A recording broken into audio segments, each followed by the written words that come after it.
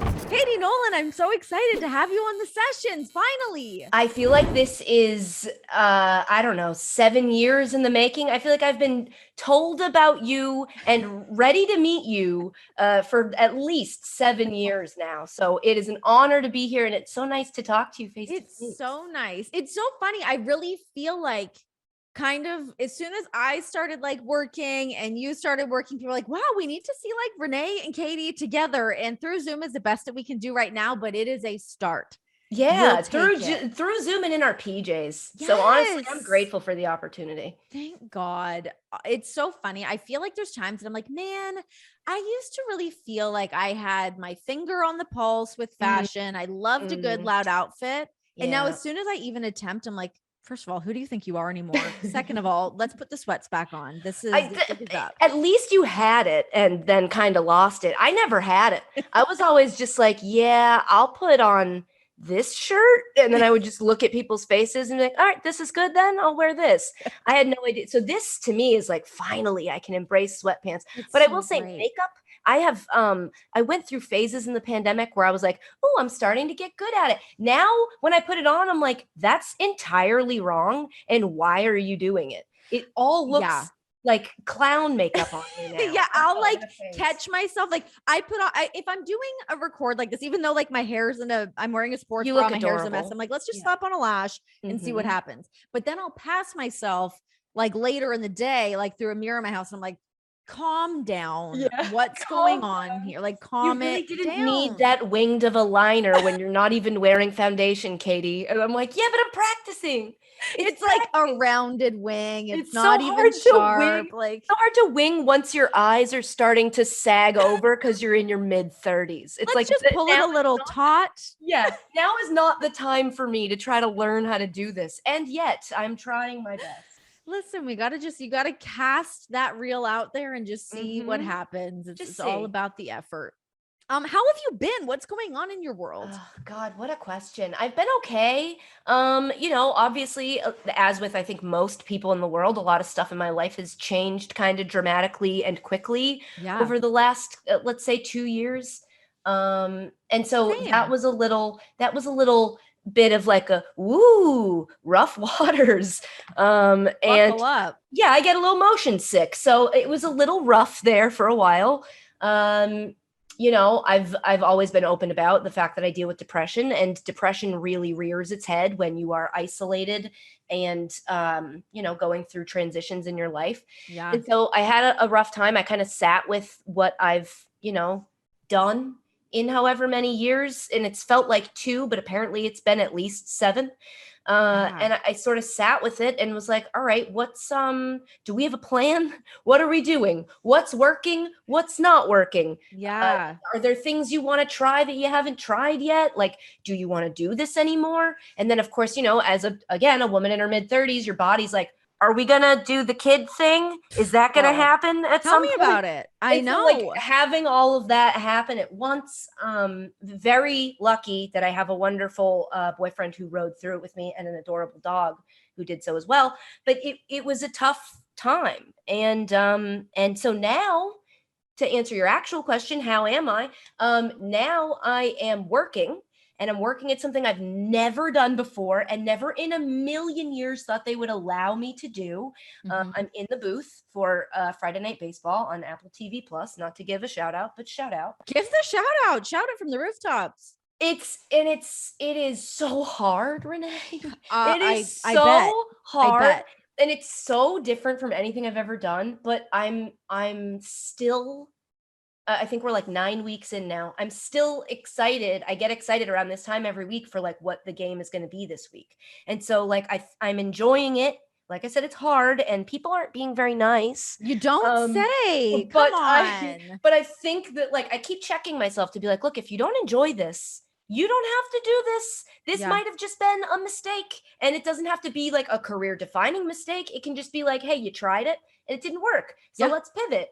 And so I keep checking with myself, but myself keeps responding with like, no, I think we should keep going. And That's so that's great. that's where I'm at. I feel like given your skill set and your personality that I know from seeing your shows and just seeing you as a personality, I feel like it should be this great fit of this quick thinker. You're very witty and sharp. And it's finding a way to apply that into something that it's never been done before, which is obviously not easy to do, as you said. So what have been some of the learning curves of trying to jump in there as a female voice? I hate even saying that, but it's true. You jump in there as a female voice and you it's a 3-man booth. Yeah.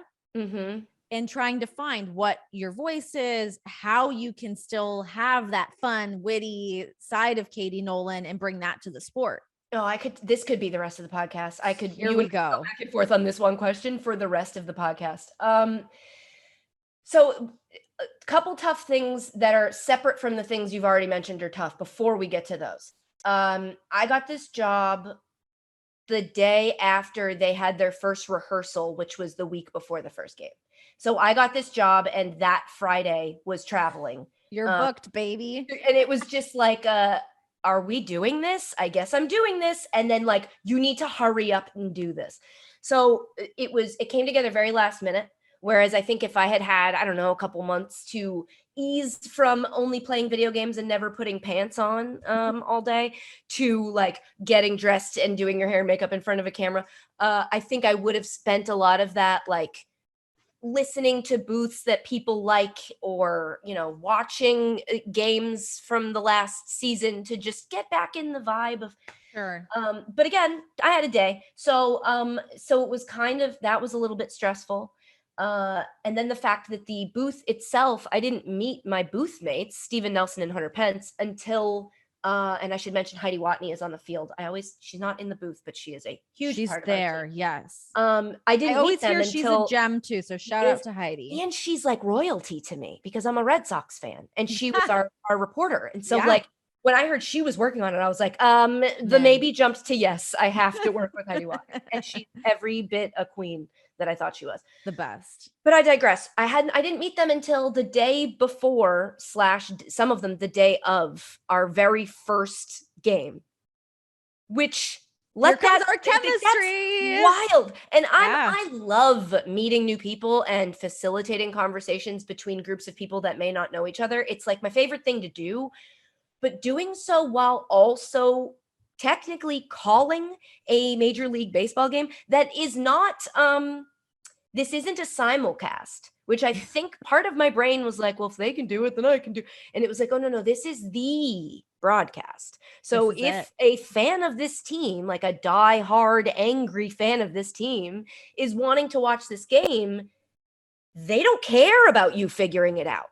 They need you to call the game that's happening. We love learning on the job on a national broadcast. They're like, they might never watch Friday Night Baseball again. They don't care. They're going to watch every game that their team plays. So that was a little stressful. And then the other part is Hunter Pence very recently was a baseball player. Yeah. He hasn't been a broadcaster for an extremely long time. He's not a long time, well-tenured play-by-play guy.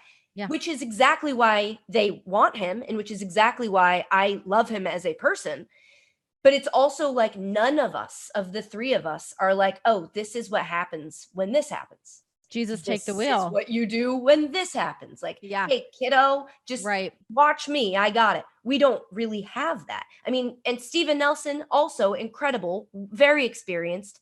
I have no idea how he does the actual play-by-play of that. It's the craziest job to me.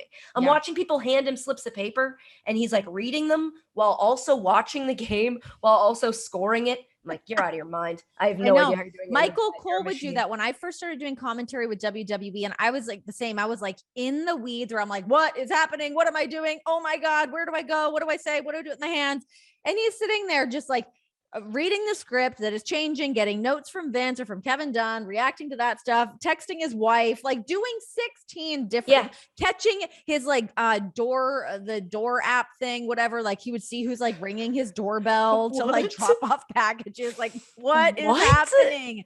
And he's just like so smooth, doesn't miss a beat. It's What? nuts. Oh How my God. inferior does it make you feel? Because you're like, I can't find the stat that I know I wrote down, but I have 6 notebooks in front of me. And idiot me can't Oh my remember God. which notebook this stupid stat is in. So I'm looking for one thing I once knew, and he's using 800 things he currently knows at the same time. Oh And my so, God. The relatability to oh me my for God. that is so funny. The amount of times that I'd be like, notes, notes, notes, notes, notes, this line, this line, this line. I'm like, oh, what was the thing I wanted to say? Shit, the moment's passed. Now we've moved on to another segment.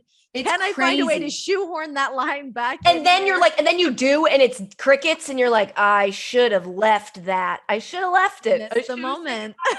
it is so hard to find. So the point I'm making is like we're all new. We're all new to each other. We're all new to the job relatively, especially in that industry where like the people who've done it have mostly done it for a really, really long time. Yeah. So we're figuring all of that out. And at the same time, I'm trying to figure out how to be this new question mark. Like the goal is to be a gateway. I know that sounds like I think I'm some woo. My goal is to be like, look, No, but if it's you love true. sports, it's like what I wanted to do with the Olympics too, and still want to do. If you like sports, you will like this thing, even if you Yes. think you don't like it. You might think you don't like it because you don't like something about it that wasn't explained to you, or you might not like it because you don't understand it, or you might not like, but whatever it is, it can be awesome. And like loving sports, the older I get, the more I'm like, you love sports, you can love any sport. You can find that moment. It can give you that feeling. It can give you the same feeling that your favorite sport gives you. You can still get that little tingle that you get like in your It's rib funny cage because where you're I like, feel like ooh. you do a really good job of making things accessible in that sense. Like I was watching you doing like Olympic stuff, talking about snowboarding. You're like, what is this move? Doing it with like the Barbie doll, trying to like figure things out, which is great. But it's also like, I know how hard it is to be in a spot like that and try to not dumb something down, but to just be like, this is for everybody. We're all learning. If you don't know every insider term, here's X, Y, and Z. But it's hard because the people that like me, who I'm like, oh, what is this flip that she's talking about? I'm all in. But the people that are like these diehards, it's like that weird juxtaposition to be in. Have you found it hard kind of doing that dance? Yeah, and you know how much it pains me to say this because I know you kind of said something like it a second ago. We hate to bring it up. It's been very hard doing that as a woman. 100%. Because as a woman, when She you doesn't know say, I anything. don't know, they say, no women know. Or Yes. they say, or the women say, you're making us look bad. We are taking a step back because of you. And it's like, it's just really tough because you feel like you're leaning into the wind and you're walking in like a snowstorm and you're really trying and it hurts, but you're like, I know that I'm doing this for a reason. And then the reason that you think you're doing it is yelling at you to tell you that you're actually making it worse. And it's Oh, so God. hard. It's hard to tune that out and be like, no, I know that what I'm doing is the right thing and is the good thing in the future. Like it Yes. pushes us in the right direction. It's really We're hard to walking so tell that you can yourself that. run, babies. I know, but it stinks, man. It It's really rough sucks out getting there. yelled at by I know. women. And you're like, come on. Help I'm not me. trying to sound like an idiot. And Yes. screw you. I don't sound like an idiot because I know I'm not an idiot. But I'm making jokes because jokes are an easy way to bring people in. Because if Mhm. something is funny, they won't really care what the other thing is. I've seen it with millions of podcasts where people are like, oh, I listened to this podcast about history. I hate history. But the 2 guys who host it are so funny. Yeah. So I'll listen to them and then I might learn something. So I try to do it by being funny and I try to do it by asking questions. Questions that sometimes TV magic, I know the answer to, but I know that like a week ago or like if I hadn't prepped for this game, I wouldn't know the answer to. So sometimes I ask them to make the people at home who might have that question go, oh, it's okay to know, to like have that question. Like Yes. I'm not in the booth trying to be like, I know everything about baseball. I'm the expert. I know these guys in and out because I don't. I'm a Yeah. studio host who likes to tell jokes, who thinks that athletes are people, and that's like a huge part of the way that I interact with sports. And I like to show human moments, and I like to make people laugh. Yes. Apple didn't hire me thinking that I was going to suddenly become a person who can tell you how many outs there are right now. We Because want I the may, numbers. I'm going to just forget. Yeah. I don't care what It's this on is. the Oh, yes, notepad that I lost. yeah, it's written in here. I promise. It's an open book test. I just have trouble with my open books. Like it's not what I'm here for. And the hardest part of these first few weeks, and the thing I have to keep like genuinely sitting down with myself and just being silent and thinking, I have to keep reminding myself, stop trying to become that, because you will Yes. be a shitty, that. Oh, You will be you can swear on this. Oh, Have thank at it. God. You will be a subpar version of that because you Right. haven't had the time, the experience, any of that. So Okay, stop here's a trying to quick be question. you. How many times have you had to have this conversation with yourself throughout your career? Because you have been going against the grain from day one, that you must constantly just have to check in to remind yourself, yes, I am doing something good and trying to pave the way. And that shit is not easy. I can't honestly, Renee, until and this might be recency bias. I'm going to try to check myself as I say it. Until this recent like the COVID halt that we kind of came to, I don't think I was as aware of like what I was making or trying to do. It was kind of just like, well, they said I can, so I'm gonna. And I'm gonna work really hard at it. And then I'm gonna ask, can I do this? And if they say I can, then I'm gonna. And then I'm gonna work real hard at it. It sort of just felt like I was following a predetermined path that I was just like, yeah, well, this is logical next step. And this is logical next step. I haven't had a lot of moments where I'm like, what's my big decision gonna be? Like, I think joining ESPN was a big decision. But it was ESPN. It was like the mothership. And so it wasn't really that big of a decision. It was like the names of people I'd get to work with and all that. But then once that, I haven't had to check myself as much until now that I'm aware, now that I've looked back and gone, because I had a moment where I was really about to probably snap. And my boyfriend was like, have you looked back and like, look at all that you've done? Yeah. He's like, you've won an Emmy. You were bartending. You graduated college. You couldn't get a job. You bartended. And then you just kind of started doing a thing. And like, you work at ESPN.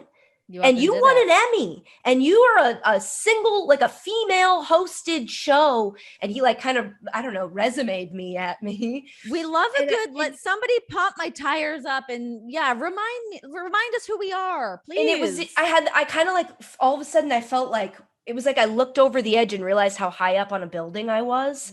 And then I was like, whoa. So I like stepped back and was like, I better not screw this up. And I think like that thought is then what now has me like forgetting, because sometimes I'll get so afraid that this tiny leap of faith I made of like, you know what? Because I sat with this baseball decision for a while when they asked me. And when they first asked me, I laughed out loud. And I was like, they're so sweet. No, so much, but absolutely not. And then the guy from Apple that came up with the idea called me and explained to me his idea of why. He's like, here's why and he was like, we want, more people to feel welcomed in this sport. We want it to be fun and feel alive. And like, we think you can bring that to the booth. We want to try it. We want it. They originally were like, we want it to be like a podcast while a baseball game is going on. Oh, that's great. That's a great way to put it. I love that. And so he I called my best friend and I was like, here's a crazy idea that I was just pitched. It was actually her birthday yesterday. So let me just say happy birthday to the most beautiful woman on earth, Hannah Weir. She's Hannah Abdelhamid to me, but Hannah Weir, I love you so much. She'll never hear girl. She's the greatest. You would love the name Hannah too, by the way. Really loved it. It kept coming to me when I was pregnant. I was like, am I naming my baby Hannah? No H on the end. Yeah, that's it. My baby's Nora. Yeah, no H. I love this. Shout out to the no H's. But so I was talking to Hannah, the most wonderful woman on earth, and I was like, isn't that silly that they would ask me to do that? And she was like, Kate, listening to your voice light up talking about it, like you do love baseball. Like you connect it with your family. It's like the sport your dad taught you. It was, I played softball, but it was the sport we would go watch, Red Sox games together. She's like, I think you should try it. And like hearing another person say that, when I think in the back of my mind, I was like, I just need someone else to confirm that I think I should try this. Yes. And then she did. And I was like, okay, I think I'm gonna. So like, I think my fear lately is that tiny step, that leap was like, nah, you overestimated your abilities. And obviously you couldn't do this. And you knew you couldn't do this. And you should have listened to your first instinct, which was to laugh. But I have to keep sitting myself down and being like, you can keep trying. Try it for a full season and see. And on the thing I'll say too, from like just from my experience doing commentary, but mostly being around people that have done it for a long time, it is not that thing that people jump in and are like, they get it. It takes years and years and years to like really hone that craft and find what your voice is and find that pacing and the chemistry, all those things. Really quickly, let's just get to it quick so that we don't have to dwell on it. Oh shoot, I left What my happened? phone on loud. I'm so embarrassing. Go ahead. Oh, did it go off? I didn't even hear it. Oh. What happened with ESPN? And then we don't have to talk about it. I don't even remember at this point. So It's all a blur. I was there for a couple of years. There was like a lot of what's the word they use in companies like that when they shift? Reorgs. There were a lot of reorganization things happening around the time I got there, which got me kind of lost in the shuffle. One thing I learned when I got over there, ESPN has so much talent. I'm using that as like a job title. They have so much talent. We had an all talent only meeting, like probably 2 or 3 months into me working there. And it was in like an auditorium. And I remember looking out and being like, that is a sea of on-air talent. Because you got to think about like Deportes and like ESPN2, all the sports centers, all of that. There's so many hosts. And I think that like, if you're not tethered to a property, like a solid property, then you can just kind of get lost in that. And that's just my assessment. That may not be how other people's experience is at ESPN, but it felt to me like if I had at least like an executive or some sort of like, I do a weekly thing on SportsCenter, so I'm tied to SportsCenter. You can kind of just, they can forget that you're there. Yeah. And like, if that's how you want to work, like if you don't want to do anything, then you could probably skate by until they notice and then they stop hiring. Great. What are you doing here? But if you like want to get things done, it can be very frustrating. And a lot of it felt like it was on me to be proactive, to go and ask people for the work. And in my experience, it was like, well, then why work for a company if I have to then go and solicit the work? I thought that the agreement was that you give me the work and I do the work. Yeah. I like having tasks given to me that I want to complete, but I'm not good at making my own to-do list. Like it's much easier for me if someone's like, let's clean the kitchen. I'm like, good, kitchen. Yeah. I'm gonna clean it. Yeah. And so we did, that's why I pushed to have a show. And we made Always Late, which was, it launched with ESPN Plus, which was brand new at the time. And they were figuring out rights and stuff like that. Like how much of the content that runs on Plus can we then post anywhere else, like promoting the show? And it was a pretty small amount. And so there was kind of this period where incredibly online me was making content at a company that I couldn't share anywhere online. And people were kind of just like, where did she go? And I was working really hard on something that I don't think a lot of people were seeing, just by nature of it being a new app. And not a lot of people had switched over to it yet. They weren't interacting with it, and I couldn't really spread it. Which stinks, because when I work on something, I want to work on it really hard and make it as good as I possibly can. And was that the greatest show ever? No, but it's very hard for me to go, well, then let's make the show terrible and make something that's going to get out there into the world good. Yeah. I'm more like, no, I don't want there to ever be evidence that I made a show that was absolutely terrible, because that'll just be what takes me down. Yeah. So we did that for a while. Then it moved to TV. And then once the pandemic hit, I kind of felt like we were the voice of the show. It was called Always Late. May it rest in peace. God rest its soul. It was a great show. I hope you're proud of what that show was. Thank you. I am. I think I'm less proud of it than Garbage Time, but I think I'll be more proud of it in time. I haven't gone back and watched it. But the week that we had to stop because of COVID, my scheduled guest was Orange Cassidy. And I was so excited to figure out how to interview Orange Cassidy.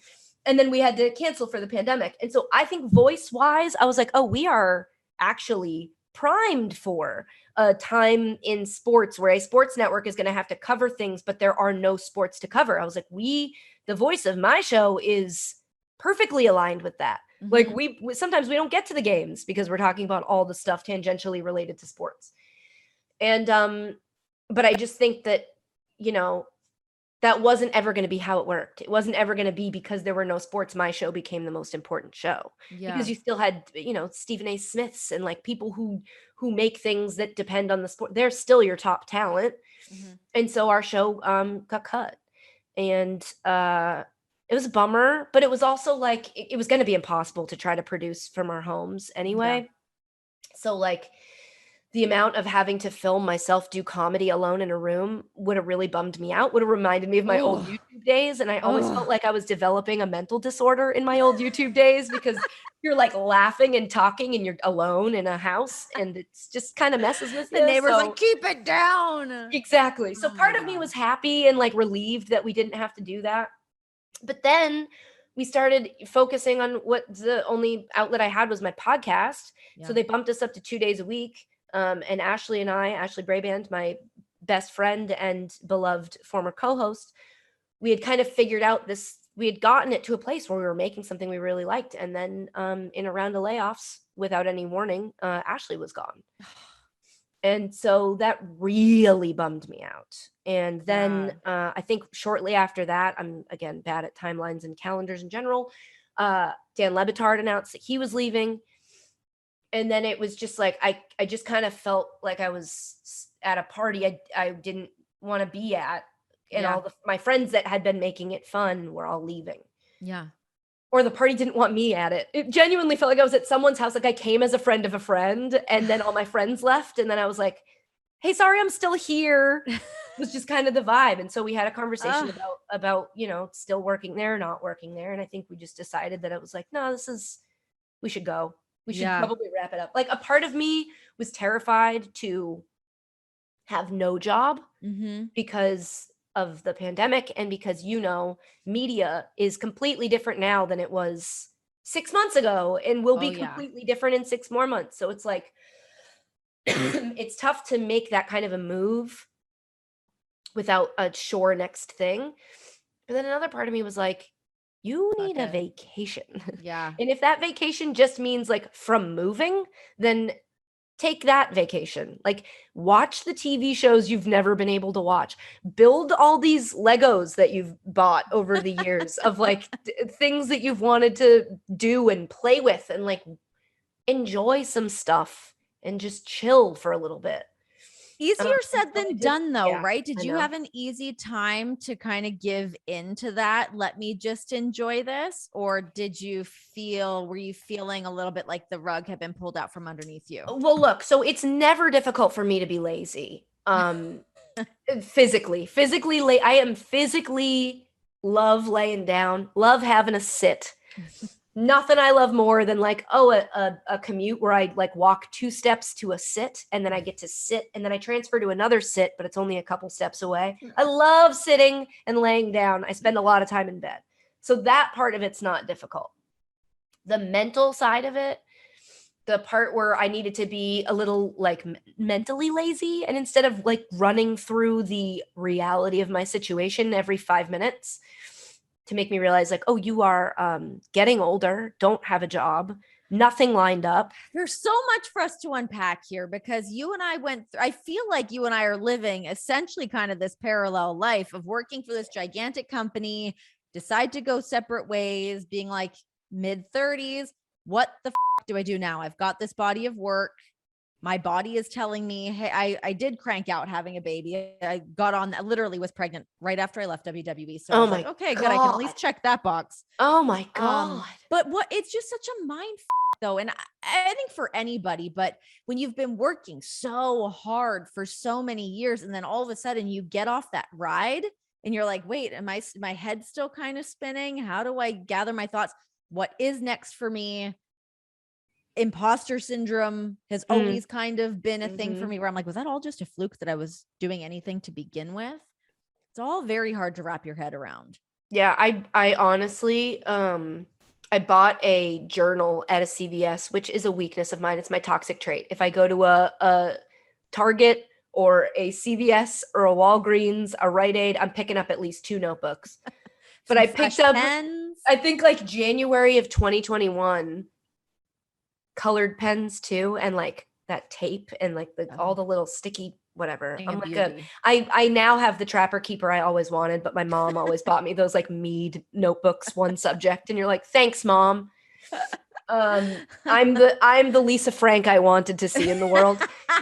Let your Lisa Frank fly, honestly, baby. But so I bought this notebook and I just started like writing things down, and then there would be days where like my boyfriend would come home from, you know, back when he started going back out into the world and would be doing, you know, stand-up sets or his radio show, and he'd come home and I would just be like writing, and he with headphones in, and he would come in and be like, hey, and I would just put my hand up and just keep writing and writing, and I haven't gone back and read any of them yet.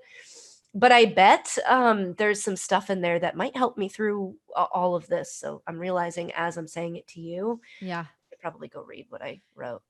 Oh, it is such a weird time though, too. Like, I just feel like it's something about being in your mid 30s too, of like actually hitting your stride and being like, I know what I'm doing now. Yeah. I've done it. I've got the experience. I've been there and done that. I'm ready to pivot into that next thing. But when you don't have your hand on that next branch, and you have that moment of like, oh God, where am I going to land? What am I going to do? It can be such a weird thing. But you mentioned earlier when we first hopped on here that there was a point that you were thinking about maybe not doing this at all. What were you thinking about then? What was that looking like? I hadn't really taken, I don't think I let myself take the second step of like, what would it look like if I didn't? It was just a like, is this the natural end point of this? It was like a getting into whatever this job even was that I've been doing. It was always like people would interview questions were always like sports and comedy. People have tried it, doesn't always work. Mm-hmm. And I think I was like, yeah, I know, but this one's gonna, because it's funny and it doesn't matter. Like what, I think it doesn't work because people bail on it, not because, you know, it's like, as long as you keep trying, and I'm not going to stop. So, and then like, I don't know, something about making similar shows. I know Garbage Time and Always Late were different, but it was just me making a show. So it's like making it in two different places and it quote unquote not working, as in, I don't know, what did I think it was going to become the top show on the network? No, but it didn't get the push or bump that I thought it was going to get. What do you think that's about? Is that about just like people maybe not understanding it, or people at the jump are like, yeah, let's try this new thing, but not really giving it the time that it truly needs to marinate to be successful? You know what? I think like I don't and I always said this from the start, is like I don't actually know how to make TV. I just watch a lot of TV and I know how to make stuff that makes me laugh. So like having a good producer, and we've had a bunch of different throughout this run, but having a good producer that can be like, oh, that becomes the cold open, and that's this, and learning from them was great and helpful. But I feel like maybe it could just be that like maybe I make a bad TV show.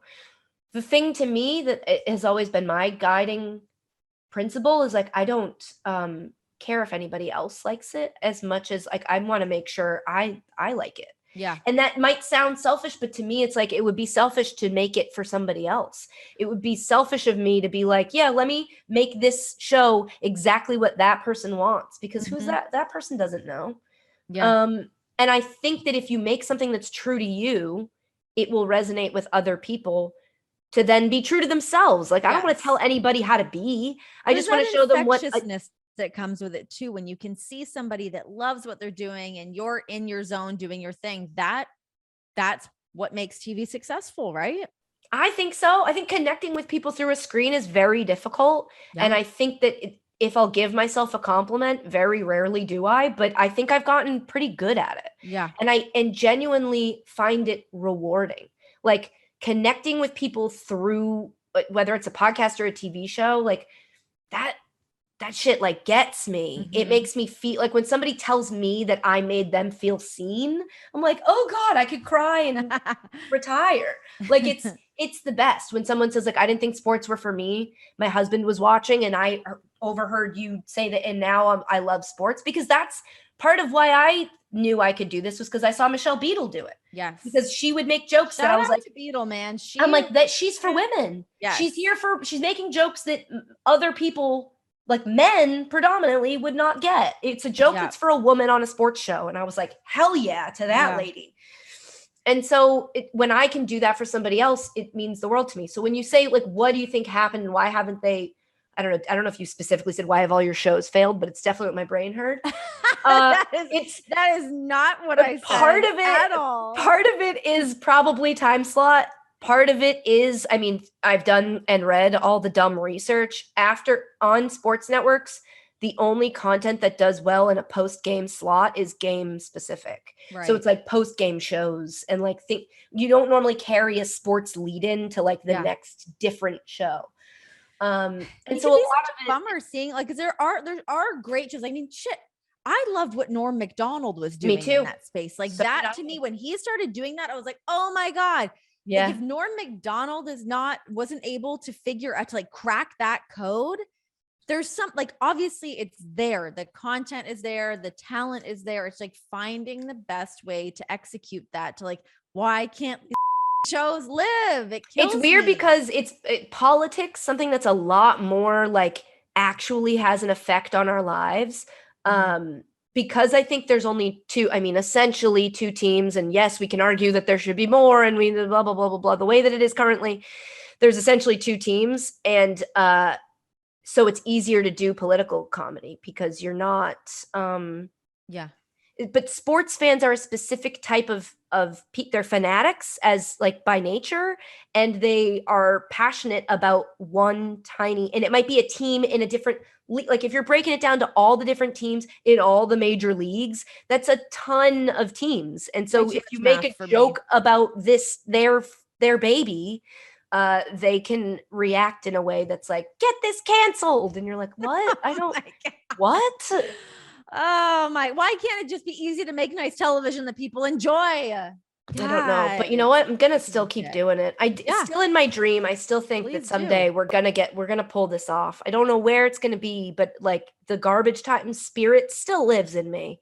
And I also want to reassure people, I'm not just going to become a booth person, I don't think. Yeah, but that's what I wanted to know. Like yes, garbage time, always late. Like, is that always still going to be the goal, is to keep the heart and soul of what that is and continue to build upon that? Is that, that's the end goal for Katie Nolan? Yeah, I think so. Because I think I even said it in interviews when we were launching Garbage Time, and they were like, what is this show? And I was like, it's me as a TV show. So I don't think I can lose. It's kind of good that I put it out there, because then I have like a receipts for myself where I'm like, this is who you are. This is what you do. This is what you make. This is the reflection of you, to kind of be my North Star and guide me in whatever I'm going to do next. Because like we were just saying, the media landscape is different. If you had asked me a bunch of years ago what I would want to do, I'd be like, oh, I want to be a late night host. But like in 5 years, I don't know if a late night host is going to be a job. What is that anymore? Yeah. He is going to be, and I'm sure that type of content will evolve to something else, but whatever that something else is, I don't want to pigeonhole myself to like, I'm going to be this, because those skills might not be so where I'm at right now is like maintain who I am. I think I'm probably going to launch a podcast within the next few weeks. I thought I wanted to I needed the first few weeks of this baseball thing to just blinders, because I knew if I tried to go from not working for the longest period, I think, of my adult life, into working a job I had never done before on baseball, like official baseball sanctioned broadcast, and something else at the same time, I think I would have just burnt out. I would have gone nuts. Also traveling across the country every week. Yeah. I would have gone nuts. Rough. So I wanted to give myself some time, but now I'm at a point where I'm like, okay, I'm not getting enough time to talk each week. And so I'm going to need another place to put some of my words. So is it going to be, do you want to do like an MLB podcast to continue to expand on that, or more of a let's touch on everything? So I think in my ideal world would be the second one, but I also think that like I'm putting so much MLB into my processor each week that I'm like, there's stuff we're not going to get to, or stuff that I'm like, I know they won't let me say this, that I could probably say on a podcast. podcast. So I think that it would be easier for me at first, at least, to do them both. But I'm like conscious of, I don't want to become like, oh, Katie Nolan's baseball now. It's like, no, I'm still, all of them. But it is what I'm focusing on right now. So I don't know. I'm not really sure. I'm also realizing there were questions that I was answering of yours that I don't think I ever answered. So if you're mad, you can just no. I liked where we were headed. Good. There's lots of things to talk about, and I have all these notes that I've written down about things that I wanted to talk to you about. And we got to most of them. Yes. But one that's just really jumping out to me. We have to talk some rhythmic gymnastics here. Okay. Oh, I love this. I also love this. So I didn't really know much about this. I'm watching it during the Olympics and blah, blah, blah. It's on when I'm in the gym. And I was like, look at these athletes just crushing it. Mm-hmm. And then come to find that you are a rhythmic gymnast. Yeah. How did this happen? What, formerly? I'm sure you still have it. No. But like, what an interesting like niche market to get into. Like, I did gymnastics for quite some time, but no one ever offered to me the ribbon and the balls. Yeah, see, no one ever offered to me the flipping because they knew that I would have snapped my neck. I was completely unable and way too scared to figure skate or do regular gymnastics, but I had to have a girly sport, and I danced. Why did you have to have a girly sport? Because there's half of me. Look, I have an older brother, and so I wanted to play hockey for a while because he played hockey, and my parents would let me until his hand-me-downs didn't fit me anymore, and then they were like, "We're not buying 2 sets of hockey. You're not going far in hockey, kid. Hockey's an expensive sport. Yeah, we're not doing this, and we know you're gonna quit. So let's get you into something else." I had softball, and that was like, again, it was like father-daughter bonding. He was like my coach my whole childhood. But then I wanted this, like, me, the like a little artist in me wanted to be expressive. So I joined dance, and I joined a dance studio in Ashland, Massachusetts, which was like a town or two over from my town, called Anne-Marie's Dance Center. Shout out. And hell yeah. When I was, I think 5 years old, the head of the dance center, Anne-Marie, came over and was like, we are going to start she must have asked my mom. In my memory, of course, she dealt with me like a little businesswoman, but it was probably my mom. She's like, we're starting a rhythmic gymnastics competitive team, and we would like Katie to be a part of it. And so my mom was like, I don't know how she said yes. Shout out to her, because I'd be like, a what to the who now? And we learned about it. I remember we learned about it a lot on VHS tapes because it was very Eastern European dominated sport. And so there wasn't a lot of like local resources. I know Connecticut, like Rocky Hill, Connecticut was a big hub for rhythmic gymnastics. A lot of our meets. I could see Connecticut being into the rhythmic gymnastics. I don't really get it, but it was like we would drive past that Etna building and stop at Ryan's Deli. It was like my whole childhood was that trip from Massachusetts to Connecticut on the weekends. But so I started out, we would do individual. So that's like, everybody does the one ball, one hoop, one ribbon, yada, yada. Clubs were my least favorite. I have the most injuries from clubs, which are those two little, they're now made out of rubber, but back in the day were made out of very solid plastic. The steel batons. Throw these, young woman. I feel like one of those old baseball players who's like, back in my day, catchers didn't even use mitts. But they were made out of plastic, and it sucked. And now I see them bouncing, and I'm like, my clubs could never. But then so I got into group. So group was at the time, and maybe it's different in youth than it is in the real Olympics, because the real Olympics now I see groups of 5, but we were a group of 4. And we went to the Junior Olympics in 1997. It was in Atlanta. So it was right after the 96 Olympics had happened. And so that was a very cool experience. Oh my God. And won gold in, and I want to say hoop, but I really don't remember. How do you not remember? You won? Because then we won again, and then we won again. Like, we won a lot. And I don't think these things were like international competitions. I remember only competing against like not that many people, but maybe I don't know. We won, and nobody can take that away from me. It's fantastic to me. This was such like a undiscovered gem when I was like, wait, Katie Nolan does what? I loved it. Ooh, I loved it. But Renee, I had a short haircut, like a short. I think you could really rock a good pixie though, because you got that like tiny, cute little bod. I think you could really be like the pixie could be for you. No, it makes me look like a pin. I have a tiny little head, and it's I need the volume from the hair. but I stood out in a crowd. And so like people would always come over to me and be like, I remember you. I was like, wow, I'm memorable. And it was like, no, your haircut. It's just your haircut.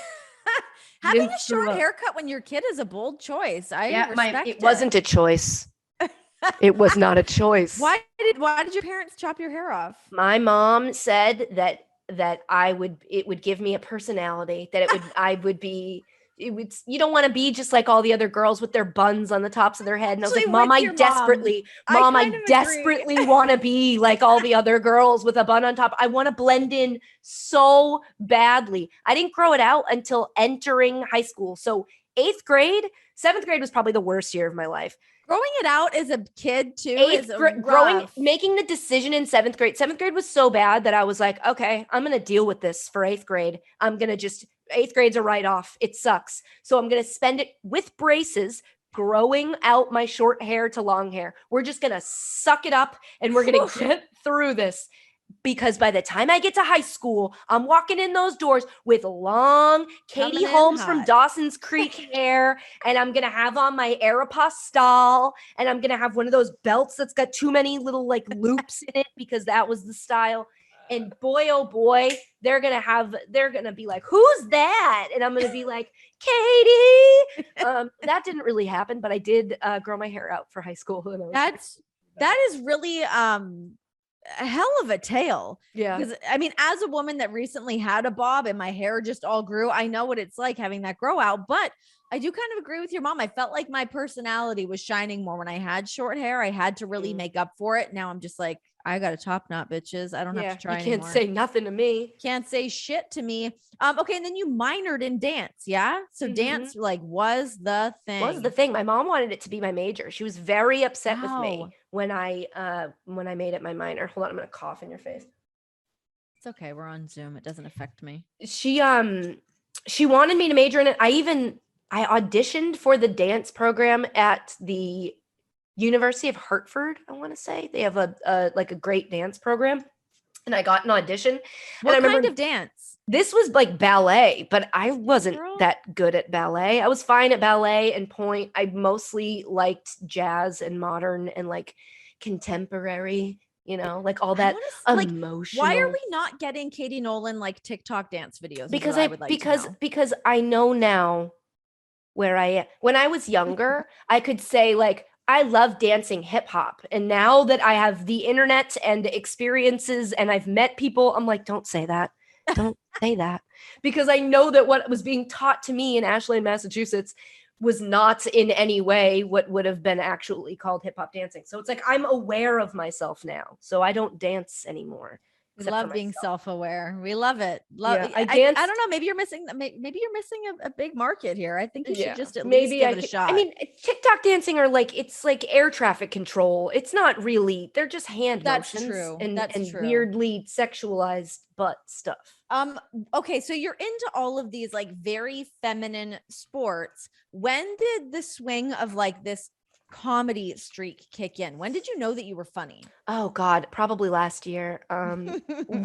Genuinely, the pressure was off me when I got the funniest man on earth to fall in love with me.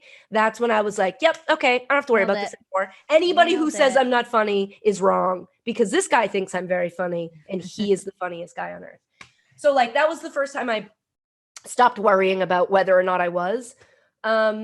But like in my family growing up, if you weren't funny, you weren't going to get anybody's attention. Like the way to get my mom's love was like, my mom has the greatest laugh. When you really get my mom to laugh and she throws her head back and she's got these big, beautiful teeth and she's just like, like she is the best. And she was a bartender growing up. So like I would watch her work a room with like her regulars and just, I was like, I want to be like that. I want to like make people laugh and always have something witty or funny to say, or always get someone to go, oh, Cammie, the way they do to my mom. Like, I want them to be like, oh, Katie, you always have something to say. So like, that was my upbringing. It was the way that you communicated with each other in the house. My brother was very funny, is very funny. And so it was just kind of like a thing that I liked, doing. And it took me a while to find my comedy voice. Like, I think in the early stages, I cringe now thinking about how hard I was trying to say the thing that was funny. If I look back at some of the shit that I used to film, I was like, what? No. It's so obviously me like mimicking and like parroting something somebody else has said that I'm like, oh, this will be funny. And it's like, no, but it has been said. So it's not as funny. So it took me a while to find like what my voice is comedically. But now it's just like the most fun thing to do is to just make people laugh. It's hard. I think we were touching on this before as like a woman, because I think a lot of times, unfortunately, people don't assume that's why you're there. It's not the first thing they think. Right. So when you're funny, I've noticed like in this job, a lot of people will just take what I'm saying at face value and think that I'm being serious. I'm like, that's a very obvious joke. But what I'm forgetting is that like they're looking at me and not thinking that it's, which, you know, is a problem. People should just sort of get over. But it's also a reality that like it's does us no good to pretend that that's not the case. Like that is how people interact with me. It's pretty amazing looking at like not only like the shows and stuff that you've done and like the pocket that you've carved out for yourself, but you've covered so many different sports. Holy shit. How do you like prepare jumping into a new sport? You know, whether you're jumping and covering the Olympics, you're on ML, you know, covering MLB now. What does your prep look like? MLB has changed like 6 times in the first 10 weeks. I'm still figuring it out. It's one of the keys that once I unlock it, I'll be like, all right, now I can just do the job. Because like the first week I focused on like, first week I went in, I'm like, let's go in cold. Let's just go in cold and see what's up. You know how the sport works. You don't have any questions about the rules. Like it's the one you've come closest to playing. So that's fine. And you know what? The fact that you haven't watched baseball in a year, I don't think it's going to matter. It mattered a little bit. I should have done a little bit more prep than that. So then the next week, of course, I overcompensated. The next week I was like, I will read everything there is to read. I will make a document for every team. And then I got a third of the way through them and was like, I can't do this much work in a week. You're being insane. It's insane. Like physically impossible. If I had started the moment the job was done and finished the moment I had to do the next job, there wouldn't have been enough time to do all the things I needed, quote unquote, in my mind to do that week. So then I started diving in on fan perspectives. So I would spend the week not like monitoring like a hall monitor, but just like keeping an eye on the ebbs and flows of the Reddit pages for the 2 teams we were going to cover that week, to be like, okay, the fan base, or at least, you know, the Reddit fan base is souring on this guy. That's probably indicative that there's something that's happened over the last few games or whatever. It would just kind of give me a sense of where everybody stood with the fan base. And I would listen to, there's a lot of daily podcasts that cover every team. So I would listen to like that week of podcasts by their daily podcast hosts of like, this was the recap of the game. This pitcher's having a good season. This pitcher's starting to bounce back. This pitcher's not doing very well right now. His last 3 games have been bad. So just like take notes on all that. Yeah. So I could at least get a snapshot of what the team looked like coming into heavy that lifting. week. That's a lot. And now what I do is I just watch games. What I've learned is like, okay, just buy the thing, that MLB thing, and watch the games of the teams you're about to cover the week before you cover them. Yeah. And so that's what I've been doing. And like, you know, reading stuff online and Googling them and trying to find fun facts and trying to find what the angles on things are. But the crazy thing is like an at-bat can be done like that. Yeah. And like so you're like, okay, well, I had 7 things to say about that guy and now he's gone. Hard work. So hope he gets up again. Have you ever up a name on a broadcast? Oh, you know what I do? I err on the side of I don't say it. I will do that on things I absolutely know. Like just the first name. Yeah.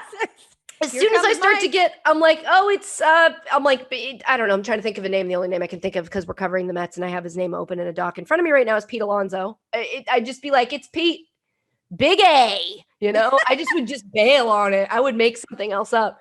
Even in times when you know things. Like the other day, there was a graphic in front of me that said like leading the NL. And I was so afraid my mouth was going to say NL instead of obviously National League that I was like, he's leading in the, well, you see the graphic. Like I just bailed on it. Like I'm so afraid to mispronounce things, and I'm also afraid of correcting my coworkers when they mispronounce things, because that's what I do as a person. It's my another toxic trait, sorry, that I have. When somebody mispronounces a name, I correct them, but I don't want to do that on a broadcast because then you look like a real Yeah. work with, and so that's been tough. But I Oh, think it's so funny. as long as you'd come from like a good place and you're like, I'm sorry, I didn't mean to. My There's bad. so many names and so many Yes. people. I find like it's funny. I find like if I'm ever doing, I do a serious show with Misha Tate, so we cover obviously a lot of UFC, a lot of MMA. You mean Misha? And there's like some names sometimes, and I'm like, I can see it coming a mile away. I'm like, you're gonna fuck it up, you're gonna fuck it up, you're gonna fuck it up. There we go, you fucked it up. It and is the now we're worst. on to the It next. is. It's like when you're Fuck. anticipating. It must be how athletes feel when a pitch is coming and they're in a slump and they're like, you're gonna miss, you're gonna miss, you're gonna miss. Terrible. And that's how we relate. Especially if I take a second, I try to write it out phonetically, and Oh, then I yeah. look at the phonetic way, And I I'm wrote like, it, and who's I'm this for? That can't be right. Yeah. I'm like, who were you talking to? I'll write notes to myself in my notes that later I'm like, what does this mean? Why'd you write this? Yeah, this means nothing to me now. This doesn't make any sense. It's so great. Well, Katie, I'm so happy that I got to have you on here. I could literally talk to you about so many different things for forever, because I feel like we have answered your questions. I feel like we've done so many similar things, and I just feel like me and you need to get in the same room and have a couple beers and just see what happens. Have a little hang. Please. I would love that. And I'm sure my boyfriend would love if we could bring our significant others. I think he would love that very, very much. And so John would also love that. John loves Okay, John, I think, believes that he is a comedian. So fun. It would be a great hang. I will say he's mastered the dad joke like nobody else. I feel like something switches in their DNA. The second that it's like, we think it doesn't affect them physically, but it does. Yeah. There's like time and effort that I can see the wheels in motion, and then the punchline hits, and I'm like, wow, you did it. You did that. You went and did that. So yes, we can have a group hang 100%. Good. I can't wait. You are an absolute gem. Can't wait to hear you cover more MLB, everything you're doing. Continue to crush it. You rule. You're the best. Thank you so much for having me. This has been so fun. You're so beautiful and wonderful, and I wish you nothing but success in everything you do.